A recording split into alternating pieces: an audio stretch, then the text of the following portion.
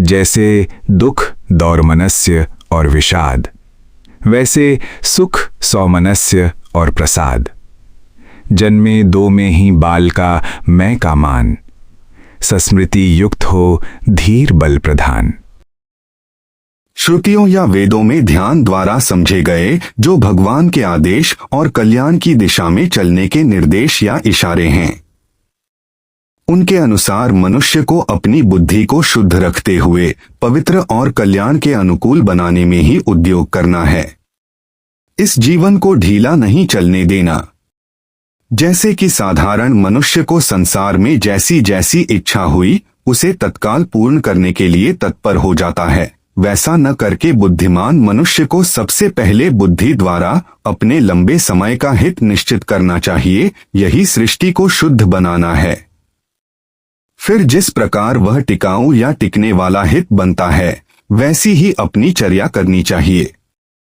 ऐसी जो नियमों वाली तथा वैसे ही संयम युक्त विचारशील ध्यान आदि वाली दिनचर्या होगी, वह जीवन काल में ही भगवान में बसने वाली शांति और सुख को हमारे सम्मुख उपस्थित करेगी।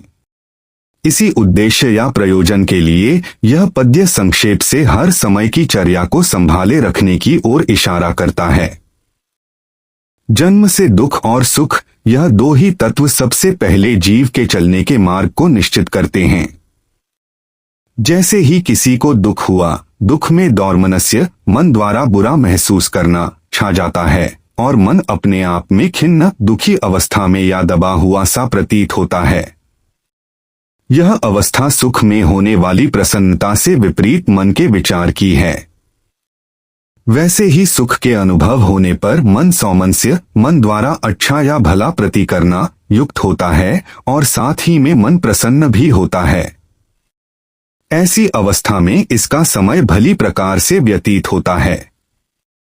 इन दोनों प्रकार की वेदनाओं में बालक की मैं या मैं भाव अर्थात अहंकार जन्मता है। इन्हीं अवस्थाओं में बालक को अपनापन प्रतीत पड़ता है और इसी कारण से वह अपने आप शुद्ध आत्मा अर्थात केवल ज्ञान स्वरूप होने पर भी अपने आप को दुखी या सुखी मान बैठता है और केवल अपने मन की प्रसन्नता पाने तथा विषाद हटाने के लिए संसार में उग्र से उग्र कर्मों तक की भी शरण लेता है। जो इन दोनों में सम रहने वाला अपने आत्मा पर टिका है, वह इन दोनों से विचलित नहीं होता। इसी कारण से सब उग्र कर्मों से भी तथा अन्य अनर्थ से भी बचा रहता है। परंतु जो बुद्धिमान और मन पर सवार रहने वाला मनस्वी है अर्थात धीर पुरुष है, सदा मन की उपस्थिति रखता है, अपनी स्मृतियां याद ठिकाने रखता है, पुराने अनुभवों को स्मरण करता हुआ उनसे कुछ सीखता हुआ संभल कर चलता है, दुख में भी टिका रह सकता है, वह दोनों प्रकार की वेदनाओं अर्थात दुख और सुख में सम रहकर किसी भी प्रयोजन के लिए जगत में नहीं जन्मता, वही सुंदर ज्ञानवान कहा जाता है।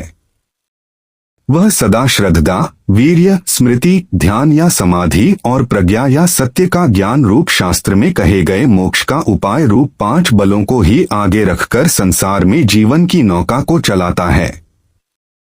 इसीलिए वही बल प्रधान सदस्य पद्य में कहा गया है।